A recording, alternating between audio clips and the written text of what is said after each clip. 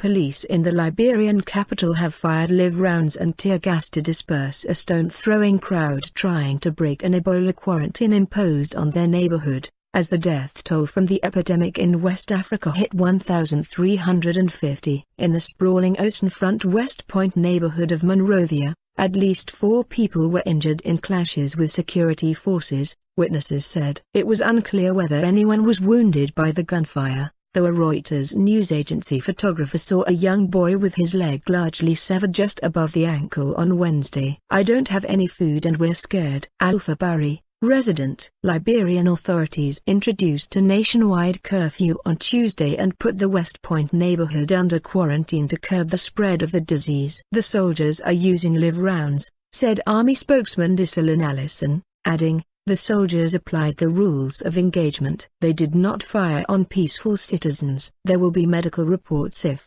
an injury was from bullet wounds." The World Health Organization said that the countries hit by the worst ever outbreak of the deadly virus were beginning to suffer shortages of fuel, food and basic supplies after shipping companies and airlines suspended services to the region.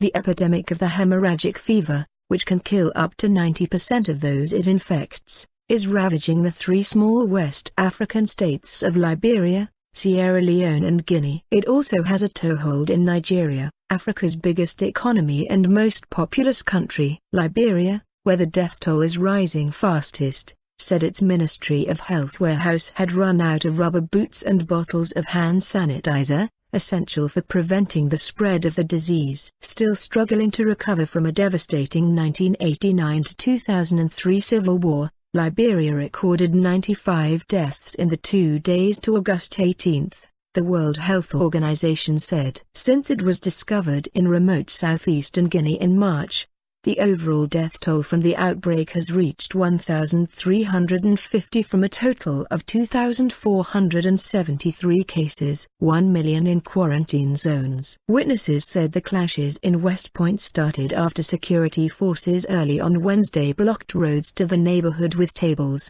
chairs and barbed wire. Residents said they were not warned. Security forces also came in to escort the local commissioner out of the neighborhood.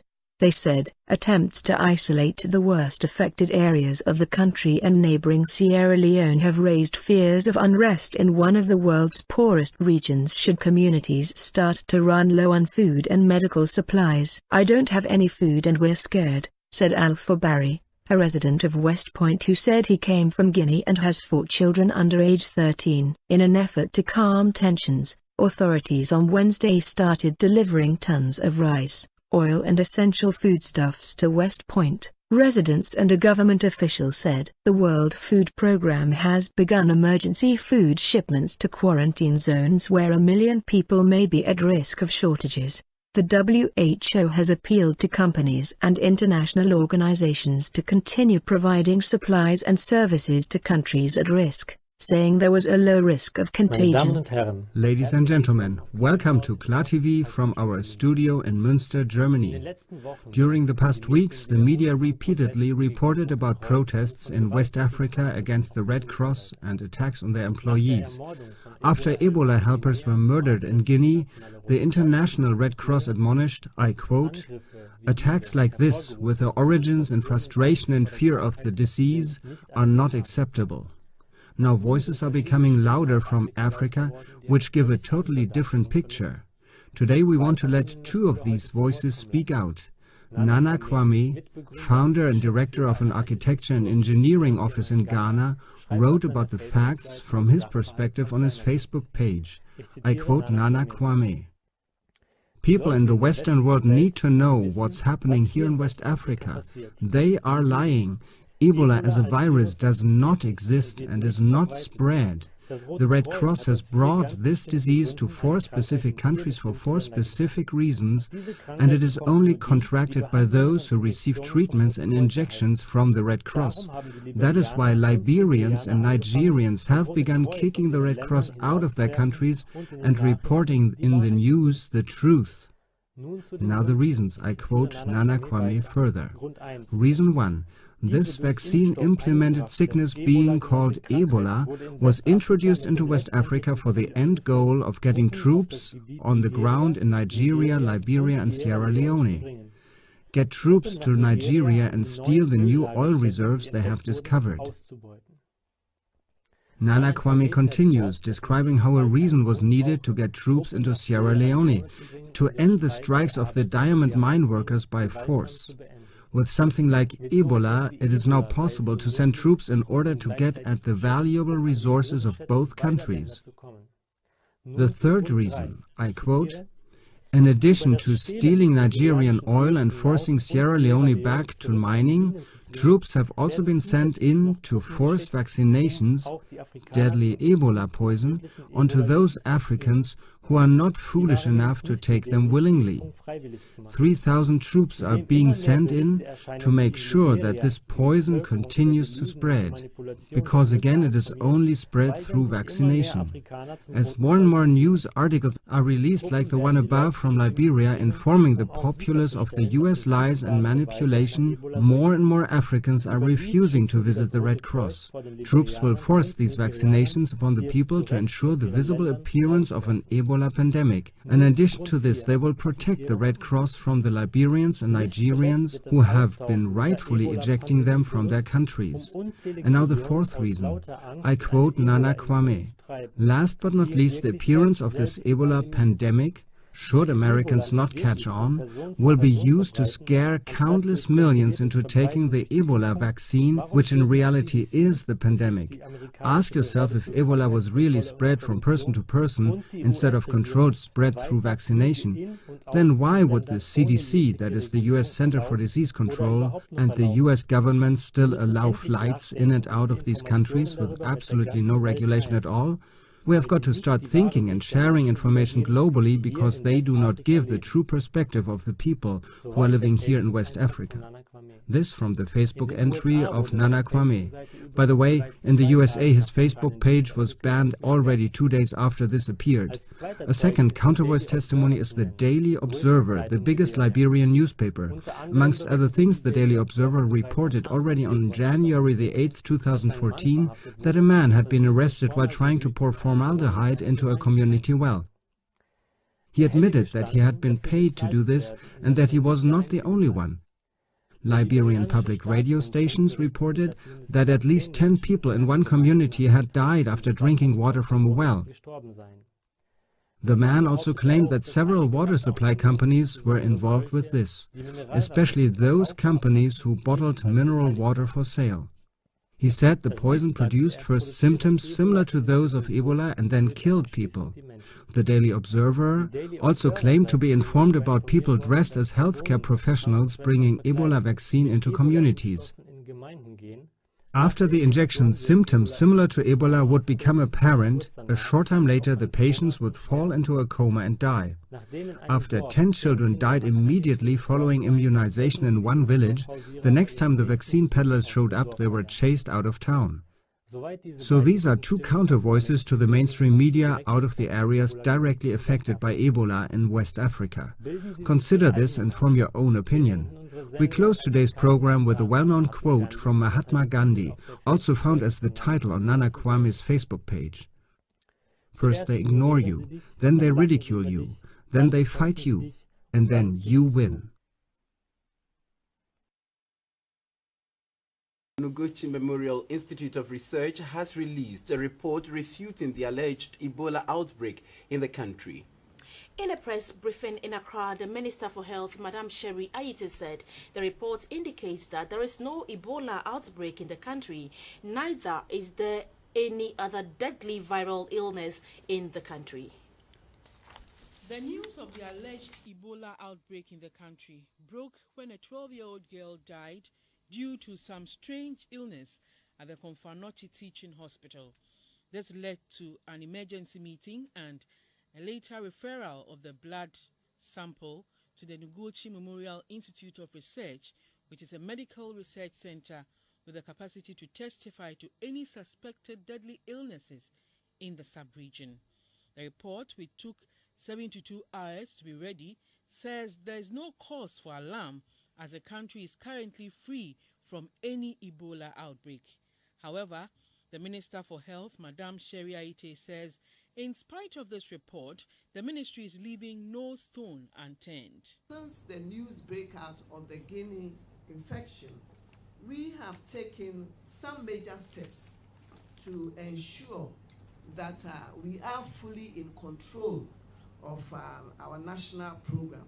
The steps that we have taken: last week, we set up a national technical coordinating committee meeting to develop comprehensive preparedness and response plans for any Ebola outbreak in Ghana. A technical surveillance team has been set up to train all medical officers on how to handle Ebola-infected patients and will provide them with protected clothing. Officials at the ports, both on land and on sea, will also receive some training on how to identify Ebola-infected victims who may enter the country. The fight against the Ebola outbreak in West Africa suffered a major setback this weekend. A clinic and quarantine center for suspected patients in the Liberian capital of Monrovia was attacked late yesterday, and infected items were removed. Deborah Petta has details on this. The fear of the deadly Ebola virus turned ugly in Liberia as an angry mob raided a treatment center in the largest slum in the capital of Monrovia. The mob forced open an isolation ward, chanting "No Ebola" in West Point, and looted the clinic, removing contaminated medical items, instruments and soiled bedding. It's believed as many as 29 patients fled the treatment center, and their whereabouts are unknown. Doctors Without Borders have likened the Ebola outbreak in West Africa to war and say it is deteriorating faster than they can respond to. Aiding the spread of the virus in the region are dysfunctional health systems and a desperate shortage of trained health workers. Treatment centers are filling up faster than they can be provided. Here, a classroom has been turned into a makeshift isolation unit. A sick child lies on a mattress. This woman cries for help after her husband collapsed. This man's body was dumped in the street and left there for 2 days. Doctors Without Borders are building 2 new treatment centers in Monrovia, but emergency coordinator Linda Huram says it is not enough. Neither of these 2 units will be sufficient to cover for the need to isolate and care for the patients. Already the death toll is well over 1,000 and the number of cases nearly 2,000. The World Health Organization is scaling up its international response, saying extraordinary measures are needed to contain the virus. Health officials say it could continue for another 6 months. Deborah Patter, CBS News, Johannesburg, South Africa.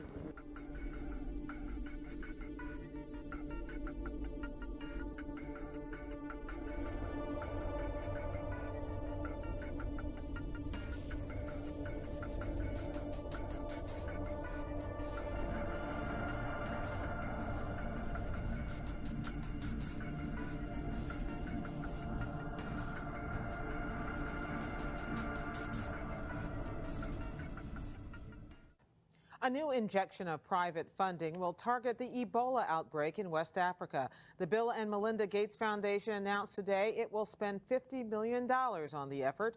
That's in addition to $10 million already committed. The new money will go to the United Nations and other international groups to buy supplies and develop vaccines and therapies. At least 2 additional United States citizens have been infected. Due to privacy considerations, can't provide more information about who those 2 are. The U.S. missions in the affected areas have distributed messages to U.S. citizens regarding the Ebola attack, and those missions are closely monitoring the situation, continue to keep American citizens informed of what's happening. In terms of the CDC, who we've been working very closely with, the State Department, the CDC has stated there's no significant risk in the United States from the current Ebola outbreak. The Ebola attack. The World Health Organization is appealing for renewed efforts against Ebola in West Africa, despite the murders of 8 health workers. Their team was attacked in a remote part of Guinea. Meanwhile, a 3-day national lockdown began in Sierra Leone to slow the disease. Aid workers went door to door today with health tips and soap. To get the word out, we've got people going door to door all over the country, talking about the disease, talking about how they can keep themselves safe. We've got songs going on all the radio stations in all 60 languages. But cultural mistrust is proving to be as deadly as Ebola itself. In Guinea, 8 members of a public awareness team, including journalists and health officials, were found murdered by villagers who believed the soap they were given was poison. They just say this delegation has come here to kill us, to bring out the virus, to lie about what happened in other places of the forest region, and we have to kill them. They're attacked by the very people they were trying to help. Today, Guinea is mourning a new kind of Ebola victim. A group of doctors, journalists, and officials were killed, it is presumed, by villagers who wrongly thought they were responsible for spreading the disease. I said see. As I speak now, 7 bodies of those 9 missing volunteers have been found. The government strongly condemns the murders of these Guinean citizens. The authorities here in Conakry have launched an investigation after some of the bodies were found dumped in a pit latrine, to corpses showing injuries from clubs and machetes. What happened here? The healthcare team was in a remote village in Guinea trying to educate residents on the dangers of Ebola. Witnesses say they were greeted by the chief with open arms, but then some villagers began accusing the aid workers of lying about the Ebola virus, even accusing them of trying to bring the virus to the village to eliminate them. Witnesses say the aid workers were attacked by young people with rocks and machetes. Authorities got word of violence and tried to mount a rescue, but the villagers destroyed the bridges leading into the area. 8 people were killed, including the program director, doctors, and 3 journalists covering the outreach effort. 2 members of the aid team are still missing, but some did manage to escape, and their accounts have led to several arrests, even accusing them of trying to bring the virus to the village to eliminate them.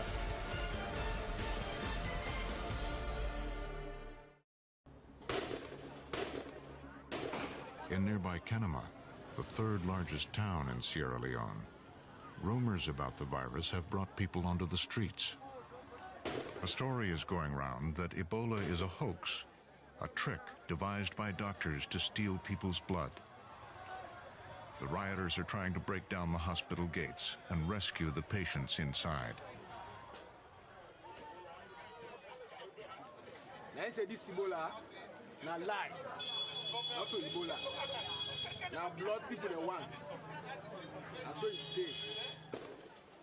The police use tear gas and fire live bullets to disperse the the World rioters. Health Organization reported today that the Ebola virus has now killed more than 2,800 people in West Africa. The majority of deaths have been in Liberia, Guinea, and Sierra Leone. But the deadly illness has been relatively contained in nearby and much larger Nigeria, which counts 21 cases and only 9 deaths. Tonight, special correspondent Fred de Sam Lazaro takes a look at how Nigeria has controlled Ebola's spread. Fred's reporting is a partnership with the Undertold Stories Project at St. Mary's University of Minnesota. Not much moves in a hurry in Nigeria's commercial capital, Lagos, also Africa's most populous city. And basic services like roads and covered sewers have yet to reach slums like Otomara. But the Ebola message has.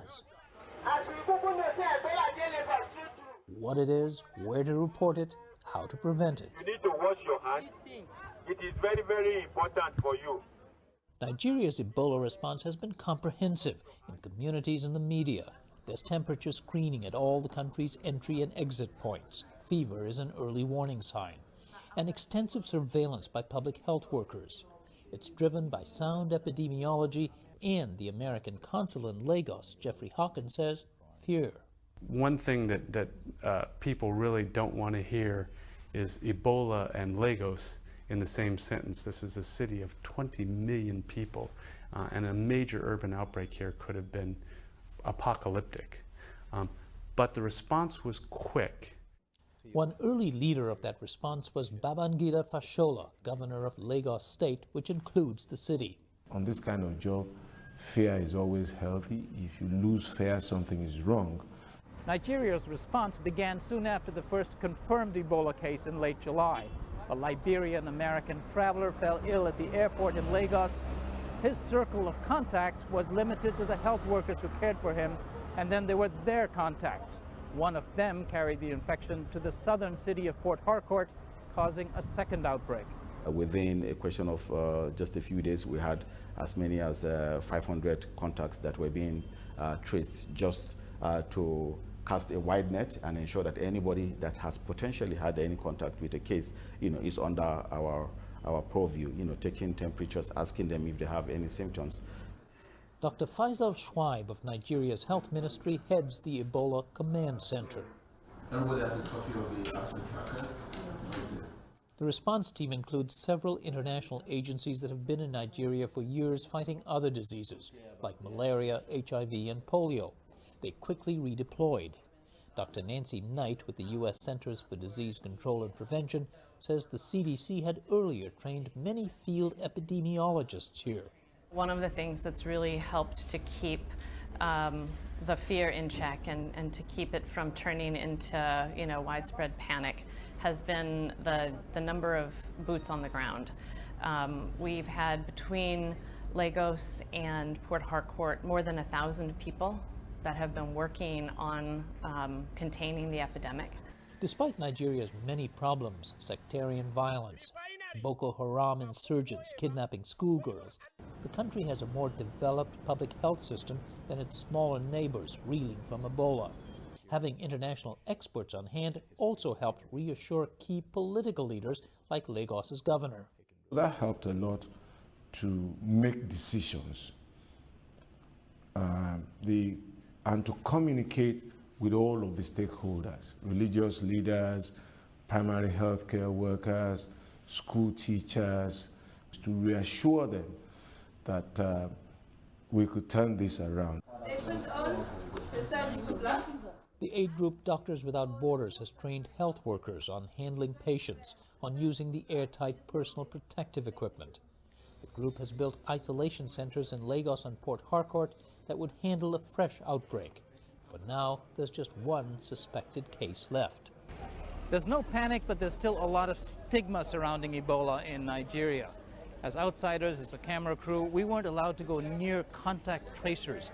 These are public health workers who fan out each day to keep tabs on people who had any contact with someone infected with Ebola.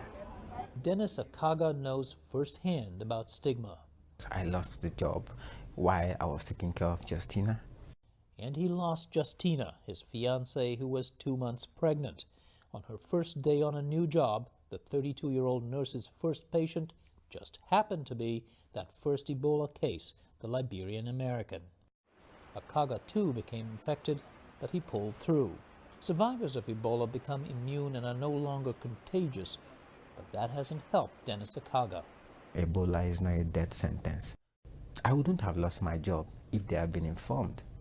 Early detection has helped the survival rate in Nigeria. Fewer than half the cases have resulted in death.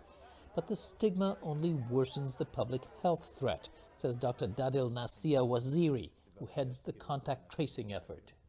A lot of contacts that were under follow-up couldn't even come out to get food in their communities because they were being stigmatized. So that's a big worry because that will make people to hide. Washing of our hands regularly is one of the best ways to avoid and prevent all of these diseases flying around, like Ebola. Huh? Nigeria's influential film industry, popularly called Nollywood, has stepped in to help. This is like, like UFO, it's only descended on Nigeria, and we have to do something about it, Tunde Kalani, a top director, says Nollywood's leading lights came together in record time, responding, he says, to the biggest existential threat anyone here has felt. I think they responded very well because we put together a list of about 18 of the celebrities. Now he's thinking, why not expand the idea beyond this Lens on Ebola effort? For instance, we can do lens on polio. We can do lens on malaria. Ebola no dey for parade. In the distressed Otamara neighborhood, Alaja Jato is also thinking beyond Ebola. But she said she has something to tell the government. That they don't have pipe-borne water, that their roads are bad, and that they need development. Whether the government delivers on those improvements is unclear, but the Ebola campaign will continue and on high alert. That's even though the number of contacts being tracked is now down to about 300. Each day, more people cross the critical 21 days since their exposure to the virus, the window in which symptoms can occur. Ironically, this success is a worry. Dr. Faisal Schweib fears Nigeria could attract Ebola patients from nearby countries like Sierra Leone, Liberia, and Guinea. We've had, record levels of people surviving Ebola virus disease, and they might start feeling, well, maybe this is the place to come. The UN has called Ebola a threat to global security, and many people here say Nigeria, the regional economic hub, a nation of 170 million, will remain the most vulnerable frontier.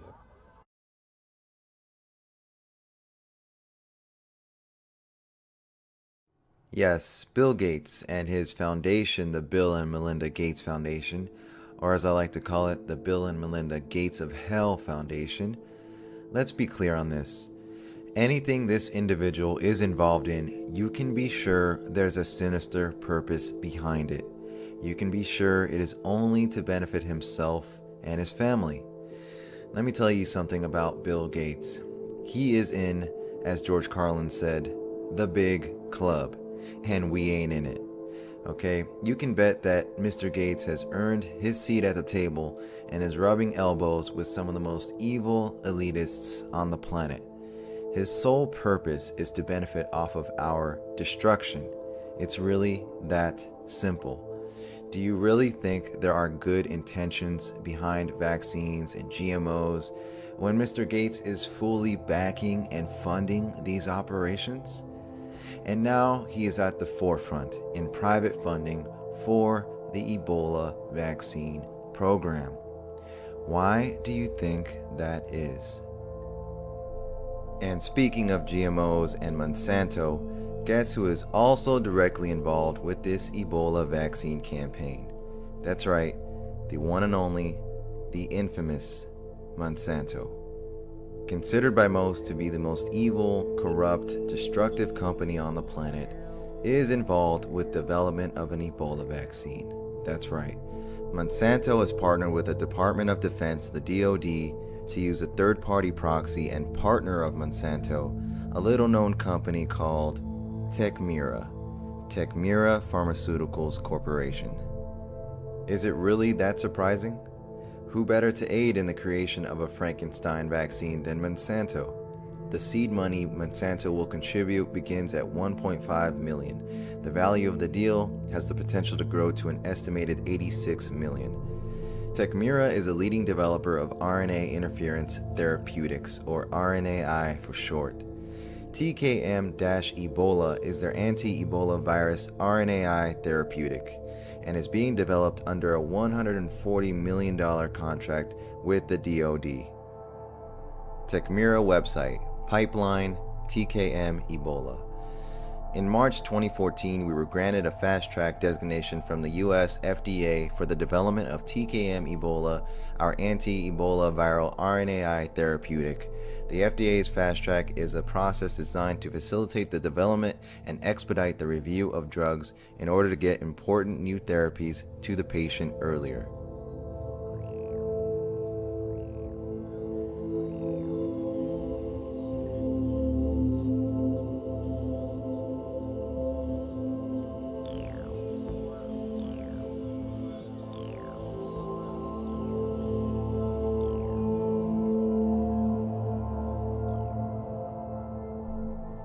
It is worthy of note that once a public health emergency is declared by WHO, World Health Organization, untested experimental vaccines can be given to populations. Couple that with the fierce psychological operations through the corporate mass media, and you have a public literally at the palm of your hands. they would even accept a minimally tested Monsanto-sponsored vaccine. Richard Sacra, third American missionary with Ebola, being treated with Canadian experimental drug. He's being treated with TKM Ebola, which is not yet FDA approved. Sacra is doing well, but it's unclear if that's because of the drug. The treatment, made by Canada's Techmira Pharmaceuticals, has been approved by regulators for emergency use, though the Food and Drug Administration has yet to approve it in totality. Sacra received the drug at Nebraska Medical Center and is doing well, according to the hospital. TKM works by stopping the Ebola virus from replicating. Dr. Kent Brantley, a fellow aid worker who had Ebola and then donated blood to Sacra after being cured, was administered another experimental Ebola drug, ZMapp, as was fellow missionary Nancy Wright-Bull. It's unclear if TKM is healing Sacra or if it's the hospital care, the blood transfusion, or other factors at work. This is a name that absolutely is on fire right now. You want to talk about volatility, this would be a name you'd want to be looking at right now. But the limited use by the FDA certainly opened up the floodgates today. Everybody was very excited about that. There's another stock out there with some drugs on the market that people are not on the market, but they're working on. BioCryst as well actually had a little bit of a bump. But this name, just understand what the volatility really means, which means it could drop just as much as it exploded to the upside today. And the fact that it does have options. If you were going to get involved in something like this, this seems to me more like something you'd want to have options, have limited risk, know exactly what your risk is rather than going into the stock. Do we agree with that particular trade? Yeah, absolutely. Listen, this thing could go to 100. Who knows if it works and there's a bigger epidemic? It could continue to go. We also should ask ourselves, why is Monsanto interested in Techmira? The option deal between Monsanto and Techmira supports the application of Techmira's delivery technology and the related intellectual property for use in agriculture. According to Dr. Robert M. McCarroll, VP Chemistry Technology of Monsanto, quote, "We are pleased to partner with Techmira to explore development of their delivery technologies for the field of agriculture. We believe that by collaborating with Techmira, the company's research can provide a key enablement to support and expand our viral-direct technology platform." End quote. Let's think about this. So Monsanto, who is already inflicting massive amounts of damage on our bodies by genetically engineering our food crop, will now be using a giant pharma company's delivery technologies? Is anyone else's alarm bells going off? Quote, "Our proprietary delivery technology is enabling the most advanced applications of RNAi therapeutics in the clinic. This new agreement points to the broad applicability of Techmira's delivery platform and underscores the promise of applying this science within the field of agriculture. We are pleased to have this additional validation of our technology." End quote. Techmira President and CEO, Dr. Mark J. Murray.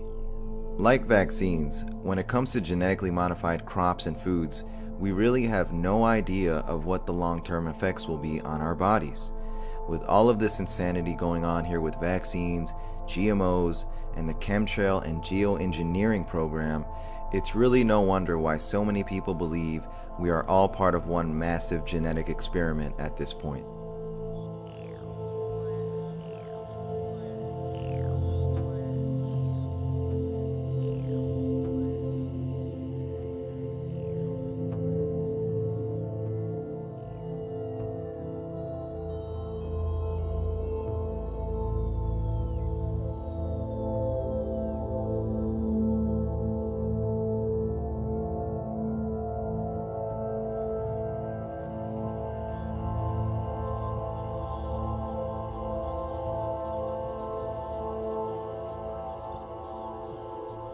Another question that needs to be asked regarding Monsanto is, why did it create genetically engineered aluminum-resistant seeds? Anyone familiar with chemtrails and geoengineering knows that there is ample evidence showing that chemtrails contain heavy metals such as aluminum oxide. The mere fact they created this seed proves there is in fact aluminum being sprayed in our atmosphere, as many believe, and they created this seed for immunity.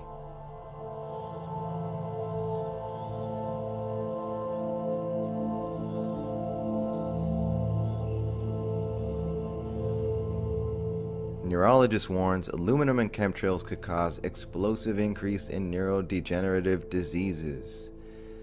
Yes, nanoparticles of aluminum are infinitely more reactive and can easily penetrate the brain. Nanoparticles.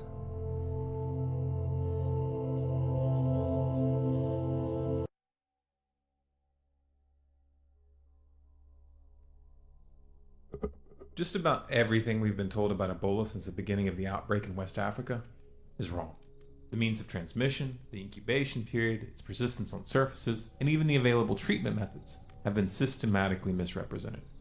That's an extreme claim, and extreme claims must bear the burden of proof. So let's take a look at the evidence. The corporate media, the CDC, and other so-called authorities have repeatedly insisted that Ebola can only be contracted by direct contact with an infected person or their bodily fluids, and that it does not and cannot spread through the air. No, actually, you can't get Ebola on the bus. Ebola is not spread through the air like the flu. You cannot get it from casual contact like sitting next to someone on a bus. This is false, and they've known that it's false for quite some time now. This 1995 study conducted by the U.S. Army Medical Research Institute of Infectious Diseases, entitled Lethal Experimental Infections of Rhesus Monkeys by Aerosolized Ebola Virus, clearly warned of Ebola's ability to spread through the air. The abstract concluded by saying that, quote, demonstration of fatal aerosol transmission of this virus in monkeys reinforces the importance of taking appropriate precautions to prevent its potential aerosol transmission to humans, end quote. In 2010, a study entitled The Survival of Filoviruses in Liquids, on Solid Substrates, and in a Dynamic Aerosol was conducted by the British government's Defence Science and Technology Laboratory. The study found that Ebola Zaire can be viable at infectious levels in aerosols for at least an hour and a half at temperatures just above freezing. They also discovered that in that same temperature range, Ebola could persist on glass and plastic surfaces for over 3 weeks, and on glass surfaces for at least 50 days. Previous research conducted at FSU had established that Ebola could live on surfaces for at least 6 days. The fact that temperature plays such a key role in the durability of the virus could have significant implications for containment in colder climates. Another study, which was conducted in 2012, showed that Ebola was able to travel between pigs and monkeys that were in separate cages and were never placed in direct contact. One of the scientists involved, Dr. Gary Kobinger from the National Microbiology Laboratory at the Public Health Agency of Canada, told the BBC News that he believed that the infection was spread through large droplets that were suspended in the air. Well, what we suspect is happening is large droplets. They can stay in the air, but not long. They don't go far, but they can be absorbed in the airway. And this is how the infection starts. And this is what we think because we saw a lot of evidence in the lungs of non-human primates that the virus got in that way. End quote. Here is the original Canadian study that the BBC article was talking about. You know, I raised the issue about the potential for airborne transmission being more of a respiratory transmitted agent. And this, I think, I'm bringing it up today, is more of a classic example of what we shouldn't do. I raise that because I've been talking to a number of Ebola virologists who are very concerned about it. And they were concerned about it. That made me concerned about it, okay? Some of them have spoken out. They've been cited in the media recently talking about it. Well, you know what? I was one of those people early on explaining why HIV was never going to be a respiratory pathogen. Because we understood the physiology of the lung, we understood which cells the virus was in, and we understood that that was not going to be an issue. That's different than this. Number one, we've had examples with subhuman primates where transmission of Ebola virus has occurred by the respiratory tract. We had one where pigs transmitted to subhuman primates, and it was interesting because one of the bioinformatics people who commented a lot on this actually said, well, see, that's not a problem because they think it was just from cleaning up the litter on the floor that did it, which is even worse if they had thought through it. The virus actually was deposited on the floor and re-aerosolized with the litter. I mean, that even worse, okay? The website of the Public Health Agency of Canada made a statement dating back to at least October 28, 2011, which also confirmed that Ebola was capable of spreading through the air. The page stated that, quote, 1 to 10 aerosolized organisms are sufficient to cause infection in humans. They also stated that in the laboratory, infection through small particle aerosols has been demonstrated in primates, and airborne spread among humans is strongly suspected. The Canadian government stood by that statement for 3 years. But for some reason, they changed the page sometime between August 22nd and August 27th, 2014, and they removed the references to airborne spread among humans. Fortunately, archive.org has multiple cached versions of the page. We also have this article from CIDRAP, the Center for Disease Research and Policy, which states the following. Quote, we believe there is scientific and epidemiologic evidence that Ebola virus has the potential to be transmitted via infectious aerosol particles both near and at a distance from infected patients, which means that healthcare workers should be wearing respirators, not face masks. David Sanders is a top Ebola virologist and professor of biological sciences at Purdue University. Doctor, great to have you here. Glad to be here. Why do you believe that Ebola could be transmitted via the air? There are two basic points. The first is that a very closely related virus called Ebola restin is known to spread between animals by an airborne route. That's what all the evidence suggests. The second point is the result of our own research that shows that Ebola Zaire enters human lung cells from the airway side. So it has the inherent capacity to enter the lung from the airway. Interestingly, Ebola's ability to spread through the air has also attracted the interest of the US military. This article from the Army Times confirms this. Quote, filoviruses like Ebola have been of interest to the Pentagon since the late 1970s, mainly because Ebola and its fellow viruses have high mortality rates. In the current outbreak, roughly 60% to 72% of those who have contracted the disease have died. And its stable nature and aerosol make it attractive as a potential biological weapon. End quote. That statement is interesting on a number of levels. Now, when a virus can be transmitted via aerosols, what this means is that it can spread through coughing and sneezing. Virus researcher Charles L. Bailey, who supervised the government's response to an outbreak of Ebola restin in 1989, recently made the following statement to the LA Times. Quote, we know for a fact that the virus occurs in sputum, and no one has ever done a study disproving coughing or sneezing is a viable means of transmitting. Unqualified assurances that Ebola is not spread through the air, Bailey said, are misleading. End quote. About 3,000 aerosol droplets are expelled in a single cough. These droplets fly out of the mouth at speeds of up to 50 miles per hour.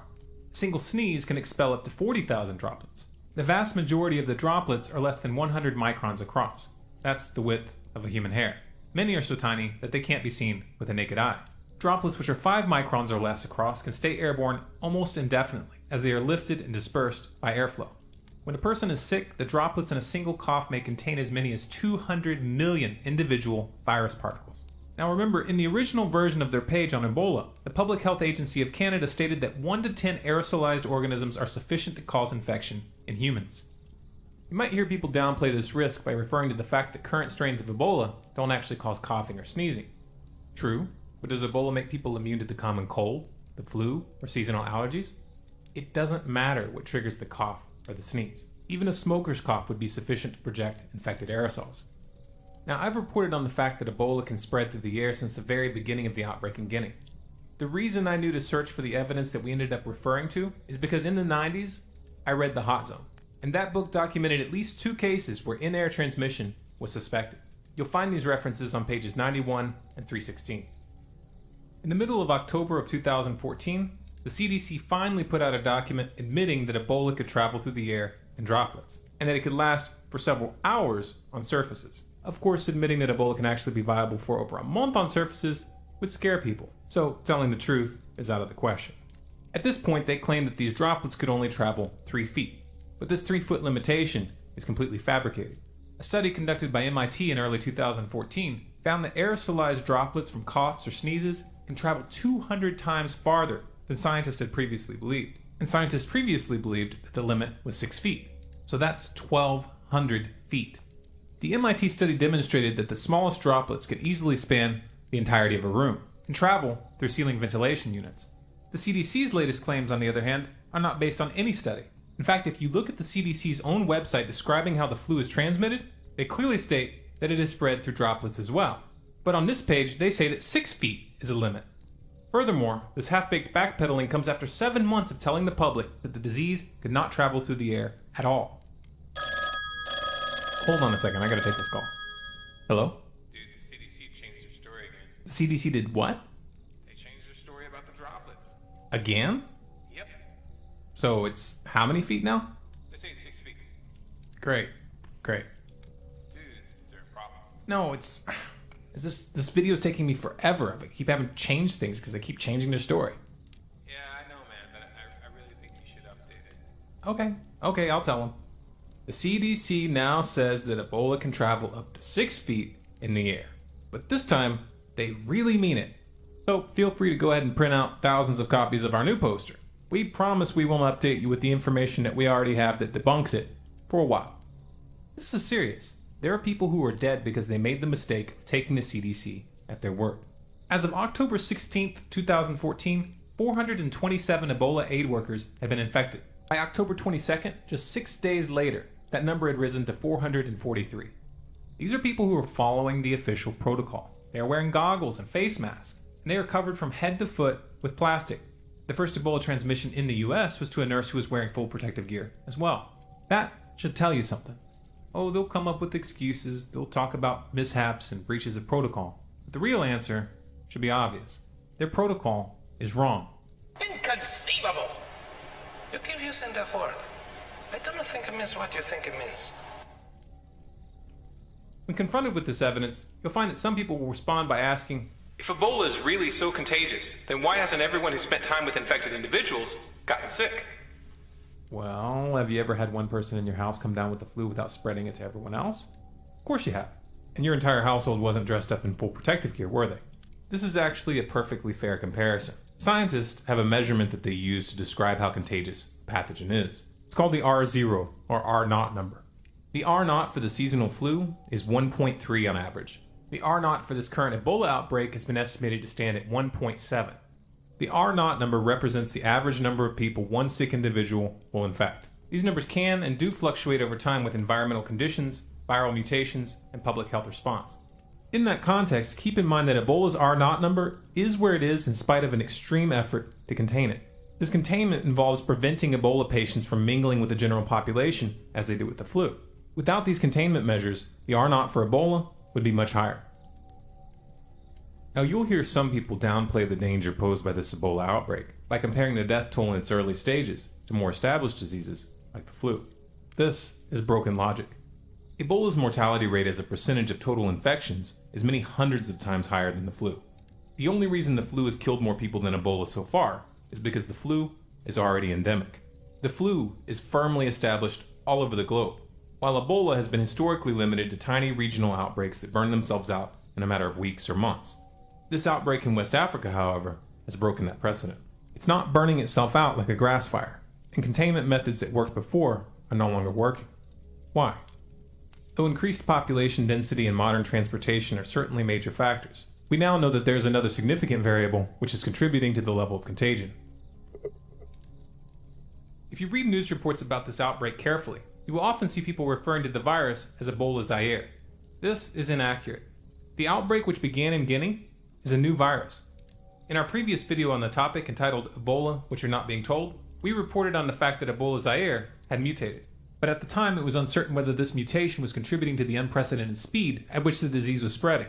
However, now we have new information. Today I've been given permission, something I've known about for a few weeks. When I wrote the piece, I knew about this and it's concerned me greatly. Gary Kobinger and colleagues at Winnipeg, the Canadian National Lab, actually took one of the strains from Guinea and put it into macaques a little over a month and a half ago. What they saw was remarkable. It was unlike any of the Ebola viruses they've seen in monkeys. It was much, much more severe. The pathology in the lungs was remarkable. And as Gary said, who is one of the most prominent Ebola virologists in the world, said, it is very worrisome to me about what I saw there. Maybe this is a different virus. Maybe there is that possibility. Because you have that much virus in the lungs, maybe somebody might cough it up, and maybe you might get a cycle.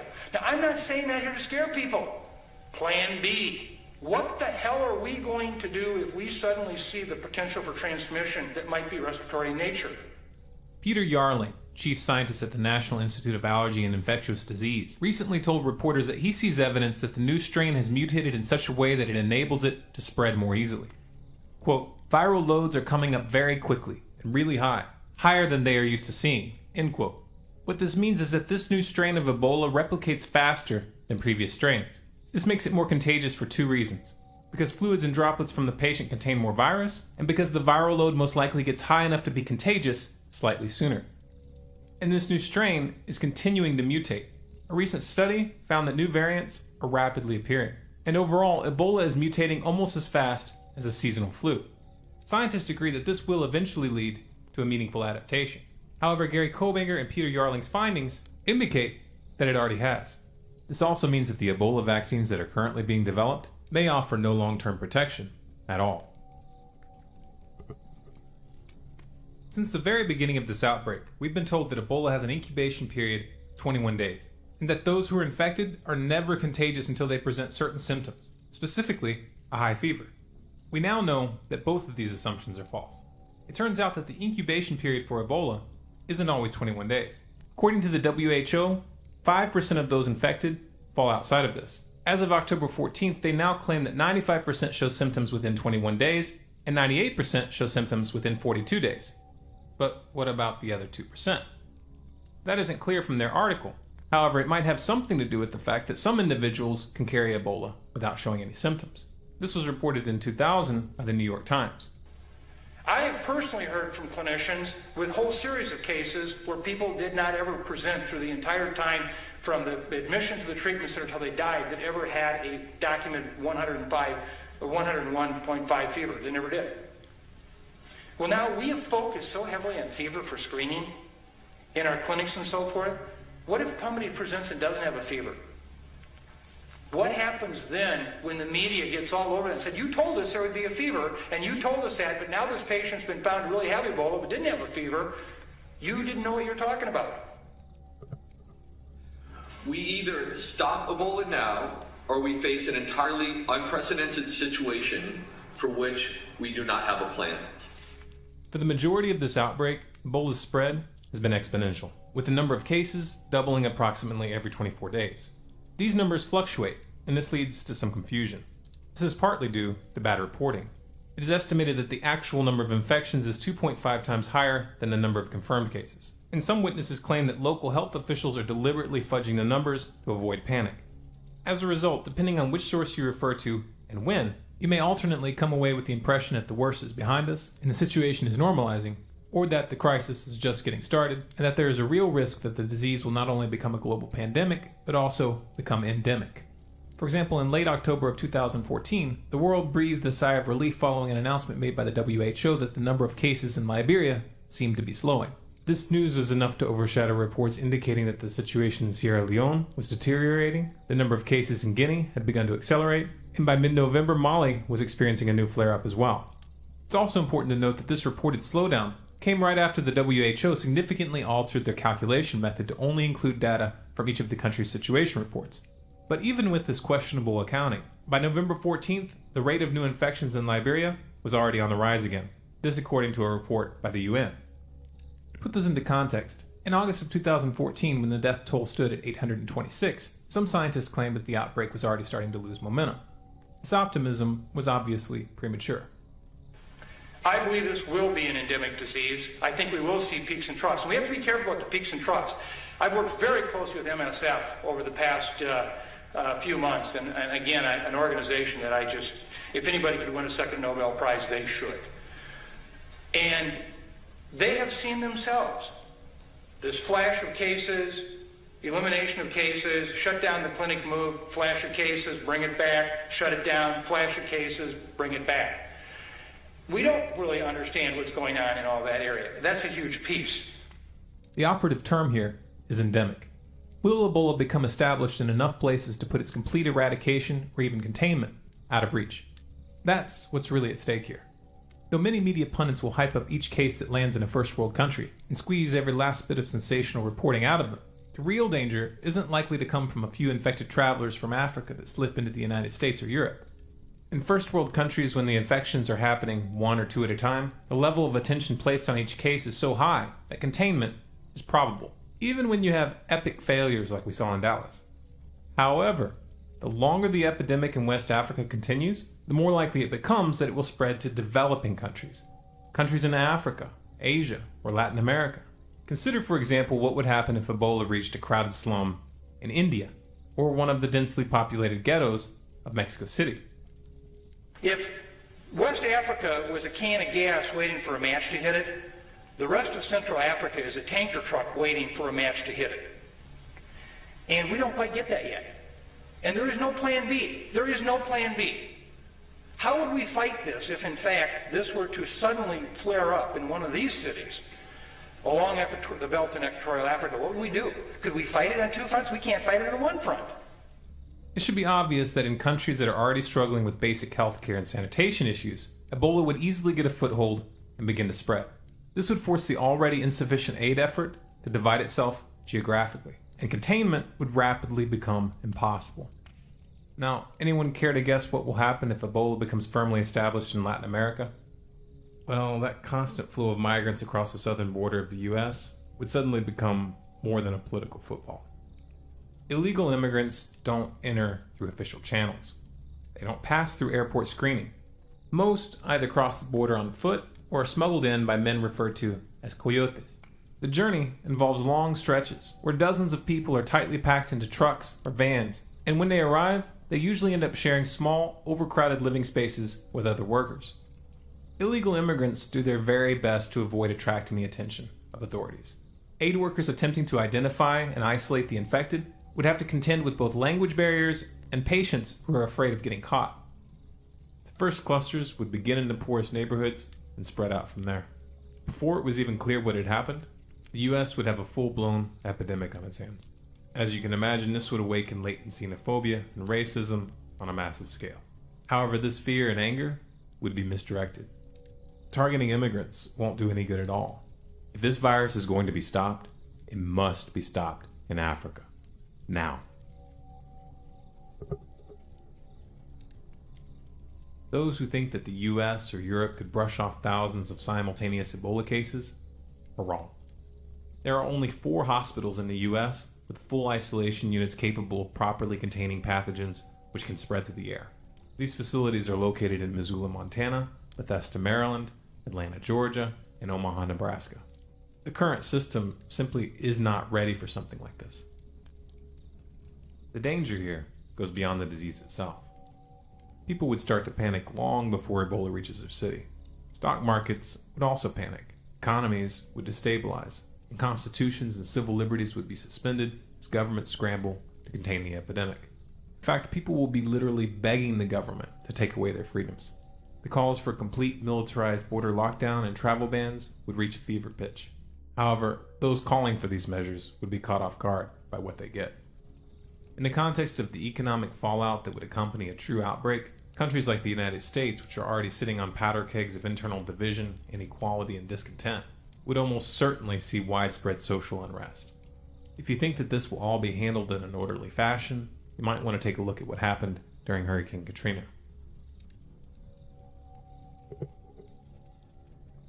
We've been told that there are no readily available treatments for Ebola, and that our best hope lies in the development of new vaccines and experimental drugs in development, which are not likely to reach affected regions in the quantities needed anytime soon. Fortunately, this too is false. A doctor in rural Liberia has used an HIV antiviral called lamivudine to successfully treat Ebola patients. Apparently 13 out of 15 of those he treated survived. The 2 patients who died received the drug very late into the illness. This suggests that if administered early on, lamivudine may offer an even higher survival rate. You would think that as soon as this information went public, they would be sending this stuff into Africa by the truckload. But for some reason, that's not happening. In fact, no one is even talking about this drug as an option. Why not? Why aren't they at least testing it? There are other treatments that also show promise, but they aren't being talked about either. One of them is colloidal silver.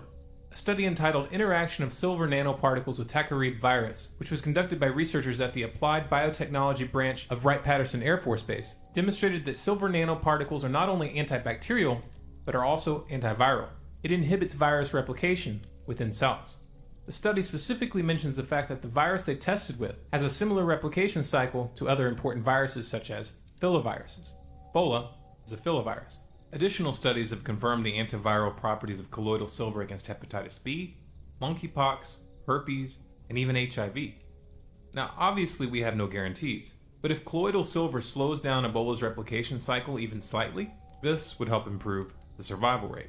And colloidal silver, unlike proprietary pharmaceuticals, can be purchased in your local health food store, ordered online, or you can even manufacture it yourself. It's an option that doesn't place you at the mercy of health officials or the drug supply chain. Given that this current strain of Ebola kills approximately 70% of those infected, and finishes off its victims in a rather gruesome fashion, the fear factor in this crisis is considerable, and for those living in affected regions, the danger cannot be ignored. However, fear is a danger in and of itself, especially when it grips the mind of the crowd. Remember, fear shuts down the logical and rational parts of our brains. You haven't seen stupid till you've seen stupid meet scared. If you're facing real danger, you need to have your head on straight to take action. If you're being lied to, you need to be thinking clearly to sort it out. But if you're scared stupid, that's not going to happen. We cannot afford to succumb to fear. especially in a time of crisis. So be wary of anyone who tells you that you should be afraid, regardless of what you're being told to fear, especially when commercial interests are involved. And be on the lookout for the redirection tactic. If someone tells you that you shouldn't be afraid of topic A, but that you should be afraid of topic B instead, and should therefore take some action that they recommend, often involving a product or service of some kind, that's emotional manipulation. Let's look at an example. Lately, it's become quite common to hear media pundits hype up the threat posed by seasonal flu. You'll even hear them say that it's more dangerous than Ebola. Best advice for you and your family at this moment? Get a flu shot. Unlike Ebola, flu is easily transmitted. Flu, along with resulting pneumonia, killed 52,000 Americans last year alone. A flu shot will reduce your chance of getting flu. So get one. Ooh, 52,000? That's a really big number. Scary stuff, at least for people who are incapable of performing basic math. You see, according to the US government, between 5 and 20% of US residents get the seasonal flu each year. With a total population of 319 million, this translates into somewhere between 15.9 and 63 million people infected on a yearly basis. The CDC estimates that between 1976 and 2007, yearly flu-associated deaths ranged from a low of about 3,000 to a high of about 49,000. On average, about 90% of those who died were adults 65 and older. So if you have an unusually cold winter one year and 52,000 people die out of a total of 63 million infected, what is the kill rate? Do the math, and what you get is 0.082%. And remember, 90% of these deaths are people over the age of 65. If you were to run these numbers based on how many people under 65 the flu kills each year, the number would be 0.008%. So if you're under 65 and you get the flu, you have a 0.008% chance of dying. This is before even factoring in variables like your general health. It's categorizing smokers and heroin addicts in with people who take care of themselves. So the real number for you is probably much lower. Oh, and the vaccines that these people are telling you to get to protect yourself from this dire threat, turns out they don't work very well. Flu vaccines are believed to have an efficacy of about 59% for adults under the age of 65 when the strains in the vaccine and those in circulation are well matched. But because the virus mutates constantly, the strains are often not well matched. So the real number is lower. Furthermore, these same vaccines are only 9% effective for people over 65. And remember, 90% of those killed by the flu are over 65. If that wasn't enough, a recent study by the University of Michigan demonstrated that getting a flu shot 2 years in a row actually lowers your protection. And all of this is before even taking into consideration the potential side effects. I challenge you to go to your local pharmacy and ask them for a copy of the ingredients list for the flu vaccine. Then take that list home and look up each of the chemicals and their respective properties. If you can be scared into getting a vaccine that doesn't even work to avoid a mild sickness like the flu, which kills a very small percentage of those that it infects, as 40% of US residents apparently are, and quite frankly, you'll probably fall for anything. Blind faith is dangerous, and the stakes are about to get much, much higher. The so-called mainstream media, the CDC, and the rest of the US government have proven time and time again that they cannot be trusted. Some believe that this is merely the result of mass synchronized incompetence, the failings of a crumbling bureaucratic empire that is leaking money, geopolitical influence, and legitimacy. Others believe that malfeasance is involved, or a combination of the two. The topics that question opens up are a source of a great deal of controversy, and we don't really have time to address them properly here. In the real world, it may not end up mattering at all. At this point, Mother Nature is rolling her dice with every replication cycle of the virus. No one can predict where those dice are going to land. No one. And they certainly can't control it. Now, the vast majority of humanity doesn't want to see Ebola become endemic in multiple regions. But will they take intelligent action and on time, or will they put their faith and their lives in the hands of these bumbling bureaucrats? Like it or not, there's a good chance that that decision will affect you and your family. It's generally a good idea to hope for the best, but prepare for the worst. This means having a plan B and possibly even plan C. Until Ebola has several clusters in one or more developing countries outside of West Africa, we should stick to Plan A. Plan A is to get the truth about the means of transmission, incubation time, persistence on surfaces, and alternative treatment methods out to as much of the public as possible, especially to those in countries that are already fighting the disease. Plan B is your family and community's isolation and containment plan. If Ebola gets established in your area and public health officials continue to spread false information, then it will be in your interest to take your safety into your own hands. However, in order to succeed, some precautionary steps should be taken before a crisis seems imminent. Rethinking your location is one of these steps. You do not want to find yourself in the middle of a densely populated city, surrounded by panicked crowds who expect the government to ride in and save the day. If you have the means to do so, it would be wise to consider relocating to a rural area. Living in a rural area provides a buffer between you and the epicenter of the crisis. It also opens up food and water sources which are not dependent on the system. This principle doesn't just apply to Ebola. Given the level of instability we're seeing around the world right now, transitioning into a rural lifestyle is a good idea no matter how you cut it. If getting out of the city isn't an option for you, then at the very least you need to make sure that you have enough food and water stored up to self-isolate for long periods of time. This is a good idea regardless of whether this crisis escalates or not. Having a backup supply of food and water for emergencies is just wise. Now, taking a step back, perhaps an even more important question, a question that many are hesitant to ask, is whether you would want to ride out a crisis like this, the government you're currently living under. If not, then you need to have the means to leave. And that means at the very minimum, you need a passport. You also need to know what you would carry with you if you had to leave on short notice. You need to have those items ready and have the luggage to carry them.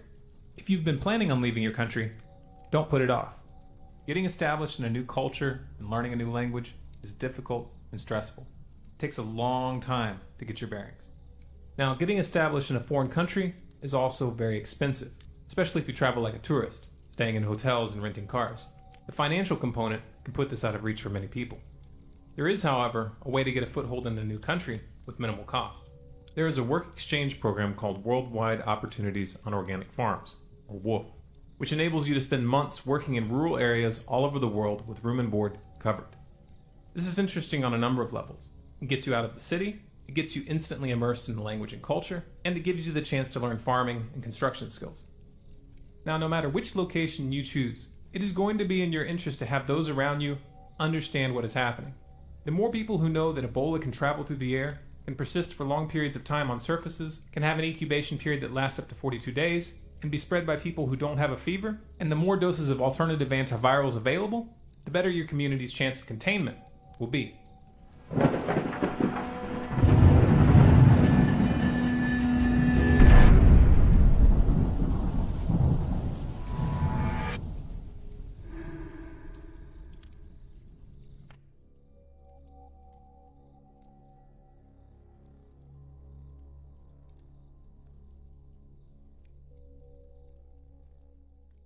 Hey guys, RPR, it's Monday, August 4th, 2014, and yes, the Ebola scare is in full force. And this has been in the works for a very, very long time. And basically, guys, this is all about the vaccine. The Ebola vaccine that they will eventually roll out. And that's what it all comes down to. Okay, and that's what everything is all about. The coverage, the propaganda fear campaign is basically the vaccine marketing campaign. All right. Now, what vaccine is it? Okay. Now, I covered this 4 months ago. I covered the smoking gun, and it is a smoking gun. The fact that the U.S. government is licensing the rabies-based Ebola vaccine. That's what they are going to roll out. And I covered this 4 months ago in this video because I pointed out the fact that it is basically the rage virus vaccine. Yes, the rage virus is the virus in the movie 28 Days Later, or the franchise. And that virus in the movie is, of course, basically a rabies-based virus that spread through Ebola, which is basically what the vaccine is here that they've licensed. Rabies vaccine protects non-human primates against deadly Ebola virus. Check this out from National Institute of Allergy and Infectious Disease right here. I'll leave a links in the description. This is what it's all about, people. All right, think about all of the programming in the movies, in the media, and in the scare campaign that's going on right now on the news. It is all about planting that vaccine seed into the masses. Now remember, In the past few years, we have had all of the real-life zombie cannibal attacks, right? In the past few years, we have had many cases of people eating other people in broad daylight, in public, right? The first case was in Florida with this guy named Eugene, and then it continued on, and they attributed most of these cases to bath salts, right? And which we all know is 100% baloney, had nothing to do with bath salts. In my opinion, it seems to me that these people were all test subjects. There's no doubt in my mind that these people were tested on. I mean, for all we know, they could have been given this damn rabies-based Ebola vaccine, right? I mean, probably. Wouldn't surprise me. And then we had the case in China with the other guy eating the other person on the subway, which I showed in my first video on this. And it's just sickening. It's crazy. The CDC came out during that time and said, no, don't worry. You know, it's not a real thing, as these cannibal attacks were occurring. And then, of course, in outstanding hypocritical fashion, this is from Forbes. No, the CDC does not see an invasion of reanimated corpses as a realistic future scenario, but the Office of Emergency Preparedness does want you to be prepared for one. You don't say. You don't say. And of course, they come out with the whole zombie-themed preparedness campaign, zombie art and all, right? CDC approved. We all remember this. Where's the page I was just on? Right here. I mean, look at this. Preparedness 101, zombie pandemic. Look at the zombie art. It is just crazy. Just insanity. So yeah, sure, don't worry. But then they come out with this. And then they have zombie drills, right? The UFO zombie crash drill, of course, that I covered in my first video as well. So complete hypocrisy. And it's just complete programming. And that, my friends, is what this current Ebola scare campaign, PSYOP, is all about. Programming, and programming for the vaccine. Now, a couple movies I want to point out to you guys. Two films in particular that falls right in line with this agenda and the whole vaccine programming that's taking place. If you guys have some extra time, you need to check these movies out if you haven't already. But Contagion and World War Z. Man, these two movies are pure and simple vaccine propaganda movies. They were made for the sole purpose of promoting the vaccine agenda, and specifically the vaccine in a pandemic situation. In both films, the happy ending is the government coming in, saving the day with the vaccine. And this is what's going to happen to us. They're going to roll out this rabies-based Ebola vaccine, and people are going to line up because they've been programmed to do so. They've been programmed. They're victims, you know. So, but let's take a look at some more predictive programming that's going on in the media here, TV shows. Look at this. We got the show The Strain, which many of you have heard of. A lot of people have covered. It's another pandemic outbreak show with a vampire twist, though. Press Reset Earth is watching this. He said it's one of the craziest things he's seen. So that's a crazy show. Of course, we got another show called The Last Ship, which is on TNT. Right here, the crew of a naval destroyer is forced to confront the reality of a new existence when a pandemic kills off most of the Earth's population. You guys see all the programming taking place? No, you still don't believe me. Okay, let's take a look at Amerishima 2012. He just made a great catch on this commercial here. Check it out. Oh, be scared of the Ebola epidemic. Is it a good idea for a commercial like this? Oh, Jamie, you got a little something in the back of your shoe there.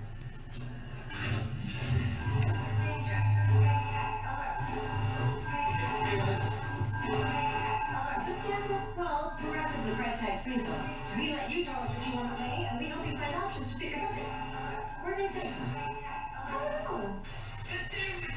Decontamination in progress. I don't want to tell you guys your job, but... Policies without the price? I mean, is that... huh? So there it is, guys. I mean, I don't see how you can deny how clear it is. Do not take the vaccine. Tell your friends, tell your family, don't ever take the vaccine that they will roll out and they will roll it out. So that's it. Any additional information, of course, leave it in the comments as always, guys, and thanks for watching.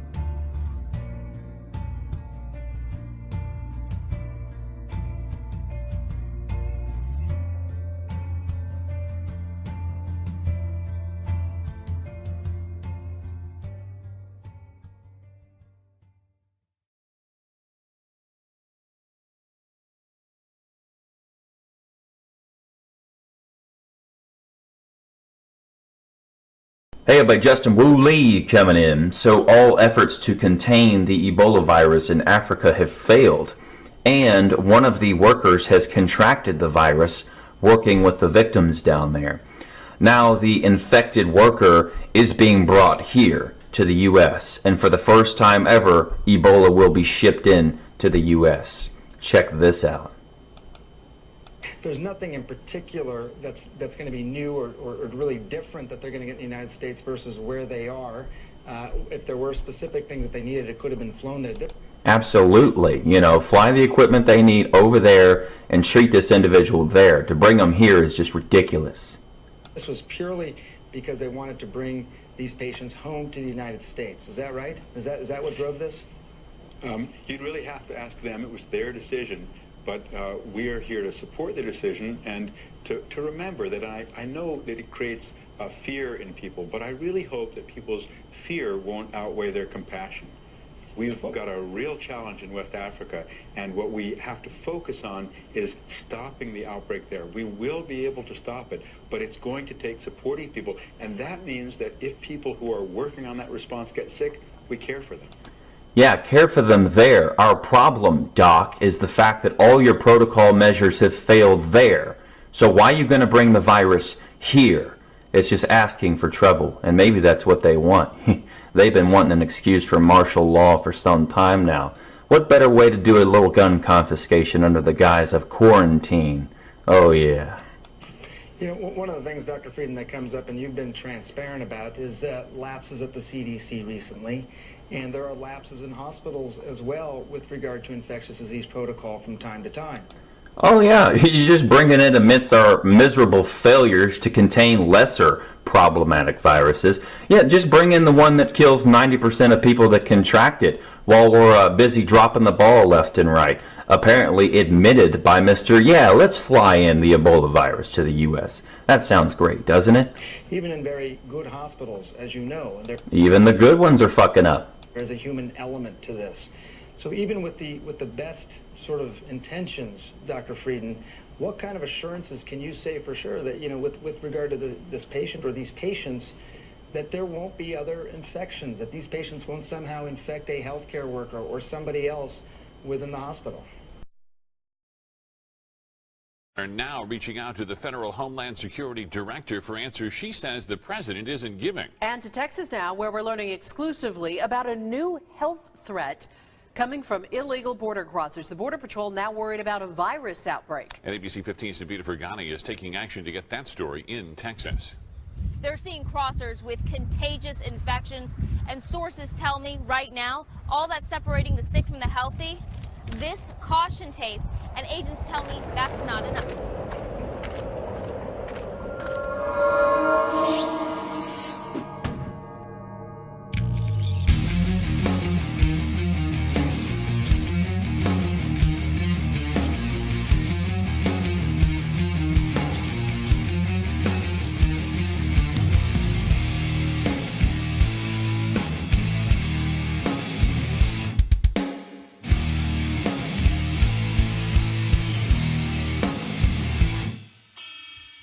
Hi there, everyone. Welcome back to Press for Truth TV. I'm your host, Dan Dix. Today we're going to be talking about some very important health issues, in particular vaccinations. And joining us on the line today is Joel Lord. He's the founder of the Vaccine Resistance Movement, and he's the main organizer in a rather large event that is coming up on Tuesday, March the 12th. Joel, thank you very much for taking some time to speak with us here today at Press for Truth. Hi, Dan. It's a pleasure to be with you. So for some of the folks at home here who might not be familiar with your work yet, tell us a little bit about what the Vaccine Resistant Movement is and this event that you guys are currently organizing. Well, this is a grassroots organization. Our primary mandate, I think, is awakening the public to obviously the litany of problems in the vaccine industry, vaccine fraud, pharmaceutical industry malfeasance. But there's an equal balance in all the work I've been doing of really trying to awaken this paradigm shift in consciousness amongst the general public towards this move towards self-sufficiency and bringing up these issues of self-determination of the body. Because we really, as I feel, we're really headed towards this, obviously this sort of police state infrastructure wherein mandatory vaccinations are going to become systematized. And so I think there's a great urgency now to shift a lot of the disinfo and propaganda we're seeing that's being pushed out and promulgated on ordinary people, trying to wipe clean the confusion and bring this back to the issues that matter, which is obviously natural immunity, natural health, and holistic health. And that's really what I'm trying to do with all of my research thus far. As far as the mandatory vaccines, I believe it was in British Columbia recently, or not too long ago, when the healthcare officials, nurses were potentially going to have to be forced. What's the latest information on that? Is that still active, or are they backing off on that one a little bit? Well, the government's essentially given them a stay of execution in that respect. They're gonna come back with the same policy implementation next year, and are threatening to essentially drive it home. You know, they're temporarily holding back because, of course, the majority of doctors and nurses were refusing workplace mandates on, you know, that they get this flu shot, otherwise they'd be out of a job. But the BC Health, the BC Nurses Union, we're actually getting a lot of cooperation from the Cochrane group out of the UK, which is a consortium of some of the top doctors in Europe, who are essentially supporting the union stand. And they've come out with very solid evidence verifying that the flu shot is completely useless. The efficacy is upwards of maybe 1 or 2%, and even that is based on a lot of skewed data. And so, universally, the average now is actually 70% of doctors and nurses are refusing these shots across the board. So that's a clear indication that we've got a real awakening going on in the realm of academia about this. And so I think this controversy is only going to get hotter as we move forward, right? Well, that certainly says a lot when 70% of the healthcare officials are turning down their own flu shots. That speaks louder than words. Yeah, exactly. A lot of people out there might be wondering, what is the issues here? Some people may be hearing this for the first time and may be thinking, well, what are these risks associated with taking vaccines? I've never heard of that. What are some of the risks associated with that? Well, in my work, what I've done is I rely on science. Contrary to a lot of the mudslinging and disinfo that's been hurled at us from the Health Sciences Division of SFU, who tried to bar us access to SFU premises. The primary issue is the methodology of immunization. The mechanics behind vaccinations are fundamentally wrong, and that is what I've been pushing in my argument for the last few years since I came to a firm understanding and a firm grasp of the problems. For instance, synergistic toxicity is one aspect, a crucial aspect that most pediatricians are unaware of, and primarily because they're not getting instruction on this in their medical training. So, Dr. Russell Blaylock has come out and pointed this out, that in fact the average pediatrician has the equivalent of a weekend seminar on these aspects of synergistic toxicity and neurodevelopmental problems associated with early childhood vaccines.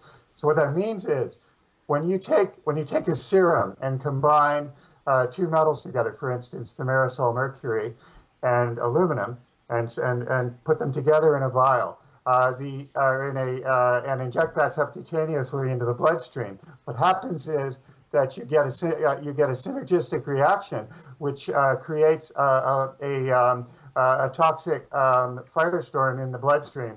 And the body, there's a bioactive charge in the bloodstream.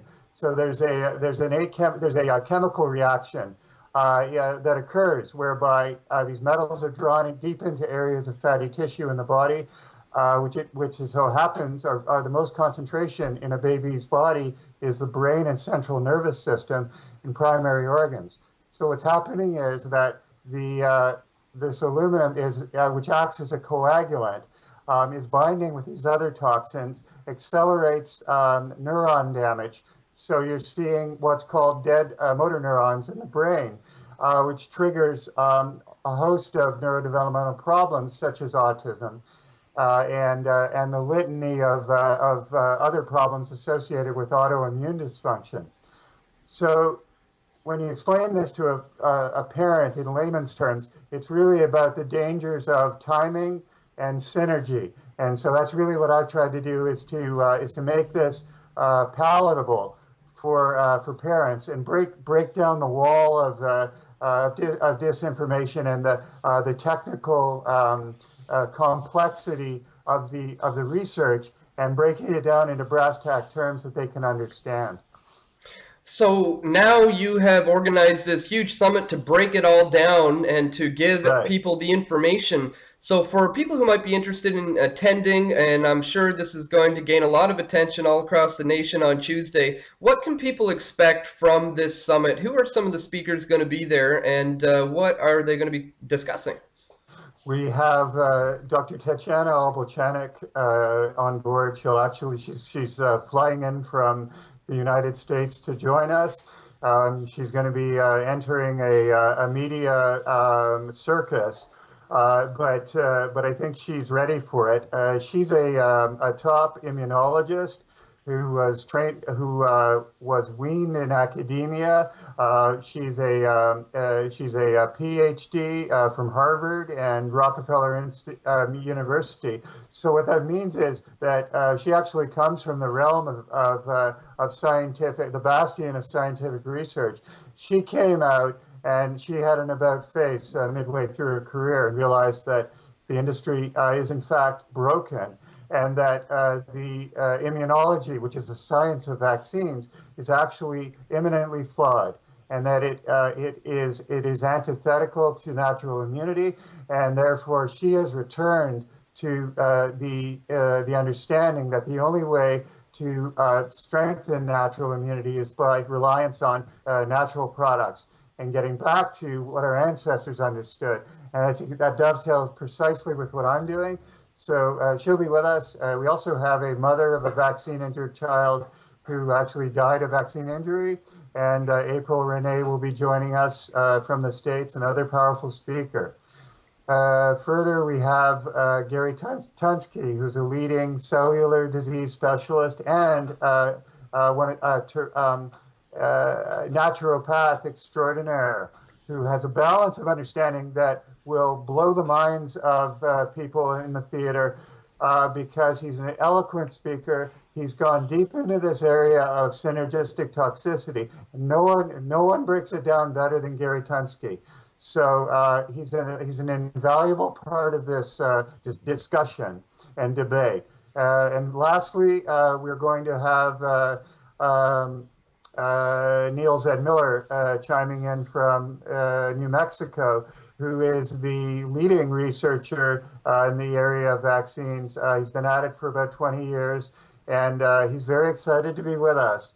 And I think the public are in for quite a shock when they hear what Niels Ed Miller has to say. He knows more about this industry and the problems of vaccines than virtually anyone out there, and he's well aware of the problems with the Canadian vaccine scheduling and the dangers it poses to children and babies. So again, I think we'll have a very balanced approach here. I'm going to be laying out the findings of my own research in terms of the autism report and my own deep research into the problems with vaccines.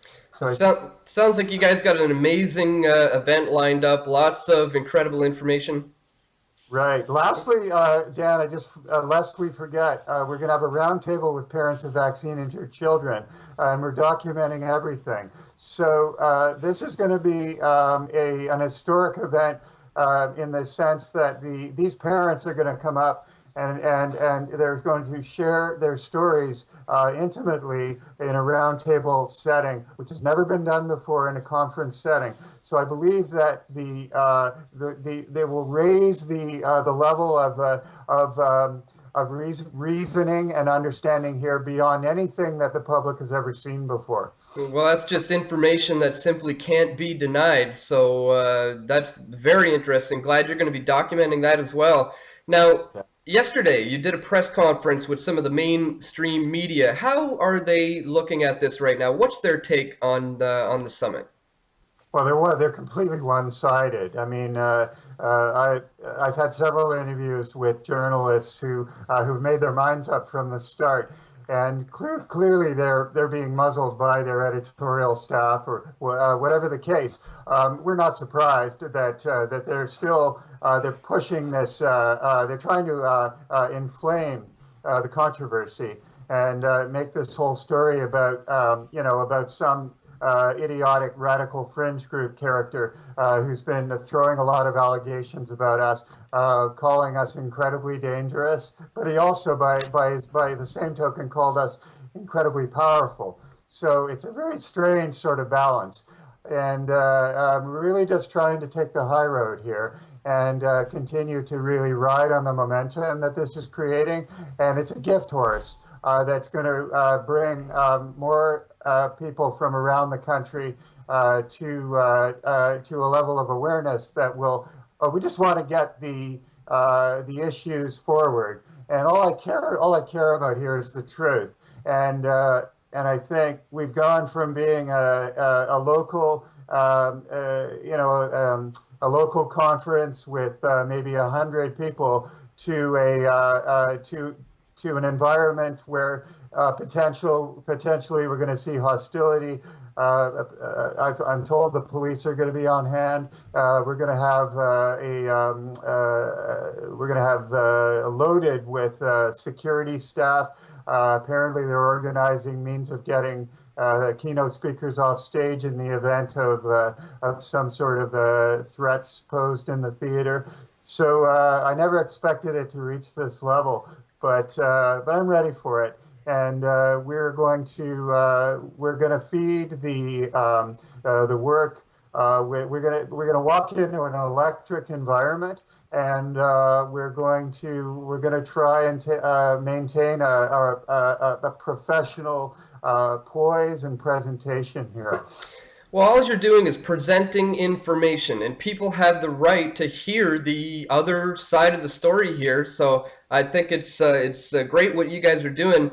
Why don't you fill the folks in? Do you have some websites or any links for people who may be interested in learning more from you? Where can people find more information on this? Sure, I recommend you come to vaccineresistancemovement.org. where you can find dozens of very powerful articles wherein I've laid out the primary problems with vaccines. And I have a worldwide autism study, which is running now. It's the only one of its kind to combine vaccinated versus unvaccinated communities. And the industry fears this kind of study because they know what it's going to demonstrate is that, in fact, the unvaccinated, by and large, are not succumbing to these problems, and we're not seeing autism in the unvaccinated communities. So that raises a lot of issues. Dan, can I just point one thing out? Yeah. This is very important, that in terms of this controversy, the Health Sciences Department at SFU claims to be, this bastion of objectivity. But yet we came up with some pretty solid evidence verifying that, in fact, the Health Sciences Department just received a major donation from one of the leading vaccine manufacturers in the world, Merck Pharmaceuticals, to the amount of $1.4 million worth of lab equipment to further their vaccine research. They're working on an AIDS vaccine now. So we feel that this clearly demonstrates a potential potential conflict of interest in terms of their objectivity. And we raised this with media yesterday, and they refused to cover it. But yet, we feel it's important that we're being, they're trying to throw us under the wheels here of this of their rhetoric. But yet, we have something that's we feel is very important that is being ignored. So I just wanted to bring that to your attention. Well, I think that means you're on the right track. If they got to put that kind of weight and that kind of money behind it, and I mean, they're already kind of putting people like, eugenicists like Bill Gates out there to be Right. the global vaccine distributor all over the world. So, you can take that as a sign that you're on the right path, and they're just trying to combat what you're doing. So. Again, if you have any final thoughts, and again, I just want to thank you for taking the time to speak with us today. And we'll be sure to have all the links in the description so people can check out the information. And I want to wish you all the best of luck at the summit tomorrow. It's actually on Tuesday, so Right. 2 days away. But we're ready, we're organized, we're just ironing out the logistics right now. And we are hoping that everything runs smoothly from a technical standpoint.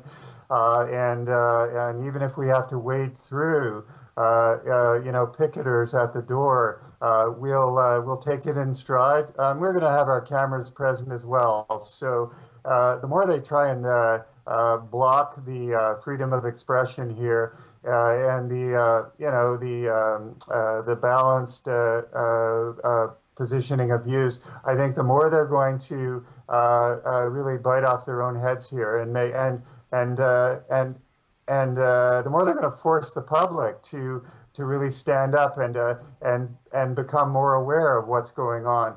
Why are we such a threat to the industry? Why are we such a threat to SFU or all these dissenters? Why are they, why is there such a, what is it about our argument that threatens them if they so claim that the arguments have been put to rest, that the vaccine autism link has been put to rest, that all of this is undebatable, as the BC medical officer Perry Kendall just stated in throwing accusations at us. If that's the case, we'd really like to, ask Mr. Kendall why, in fact, the Italian court has just come out with this damning document whereby they have proven unequivocally the direct causal link between the MMR vaccine and resulting mid-grade autism occurring in this child. And his family was awarded,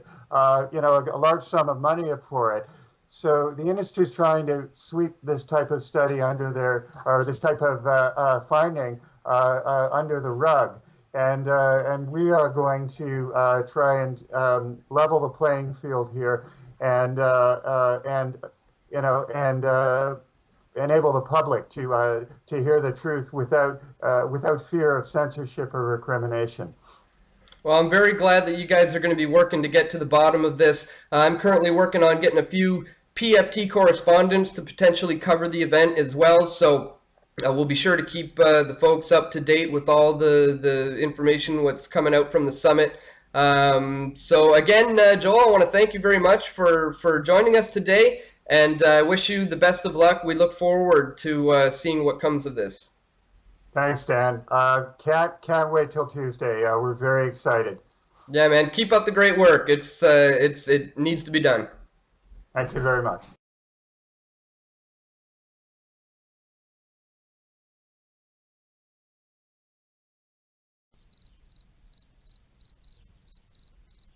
Hi everybody, today is December 8th, 2014. Well, this is a tragedy. Executive plane crashes into Maryland house, kills 6. And here's another image from Reuters. An executive jet crashed into a Maryland house on Monday, killing all 3 people on board the plane and a mother and 2 children inside the house. A fire official said the pilot of the jet who died in the crash had previously crashed a plane destined for the same airport in 2010, according to records. The Embraer SA twin-engine Film 100 crashed into a house about 1 mile from the Montgomery County Air Park in Gaithersburg, a Washington suburb. According to the Federal Aviation Administration, the plane was registered to a Michael Rosenberg, an adjunct professor of epidemiology at the University of North Carolina, Chapel Hill, and CEO of clinical research company Health Decisions Incorporated. This man evidently worked at the CDC in 1989.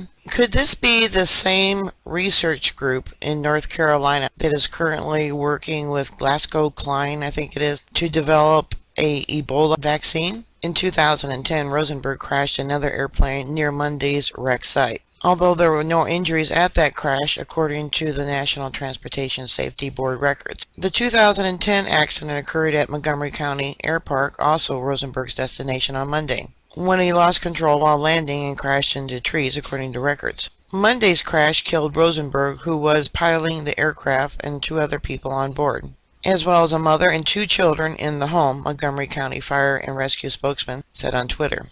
The crash sparked a fire that destroyed 2 homes and 3 others were damaged. Crews said they had contained the fires, but some jet fuel had leaked into a stream.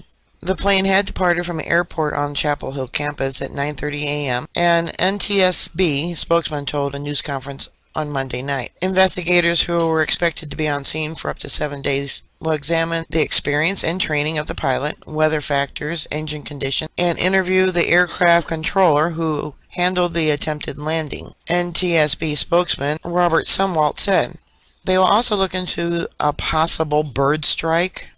Our mission is to find out what happened and why it happened so it'll never happen again," Sumwalt told the news conference. Witnesses told local media that the plane had been circling with the wheels down and looked as if it was struggling for control. Yeah, if that don't raise some more questions, because this was the same company that was doing the research, etc., for the Ebola virus. In September, he just received some award for outstanding work, etc.